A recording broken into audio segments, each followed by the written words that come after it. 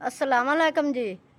मेरा नाम वजीरा, मैं पाकपतन जिले च बोलती पई हाँ जी। असी गरीब बंदे हैं, मेहनत मजदूरी करने हैं, 400 रुपया लेने, मिट्टी कुटनी सारा दिन।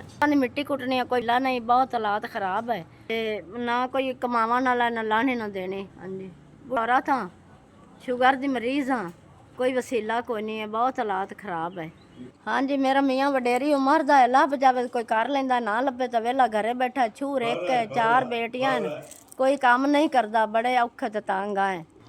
ते मेरे को कोई गुंजाइश नहीं है, कोई ना राशन पानी की गुंजाइश है, ना कोई खावन पीवन की है। बस सज्जी कर रही हाँ, सज्जी खा लैनी हाँ। आ मरीज बंदा हाँ, 23,000 बिल आया तो भरा नहीं गया। राशन पानी बिल भर आई हाँ, तो राशन पानी तो औखे बैठे हैं, भरना लैना राशन पानी आ तो भर बिल आई हाँ, कोई चीज़ कोई नहीं, बड़े औखे हो बैठे हैं।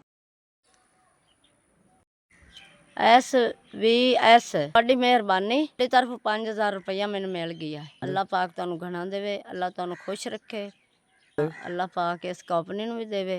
अल्लाह पाक ਤੁਹਾਡੀ ਤਰਫੋਂ ਸਾਡੇ ਹਾਲ ਤੇ ਵੀ ਰਹਿਮ ਕਰੇ, ਤੁਹਾਨੂੰ ਬੱਚਿਆਂ ਵਿੱਚ ਖੁਸ਼ ਰੱਖੇ। ਹਾਂ, ਆਦਾ ਸਮਾਨ ਲਿਸਾਇਆ ਸੀ। SVS ਤੁਹਾਡੀ ਮਿਹਰਬਾਨੀ, ਸ਼ੁਕਰੀਆ। ਹਾਂ, ਦੁਆ ਦਿੰਦੇ ਪਏ ਬੜੀ, ਤੇ ਦੁਆ ਵੀ ਦੇ ਸਕਨੇ ਹਾਂ, ਤੁਹਾਡੀ ਮਿਹਰਬਾਨੀ।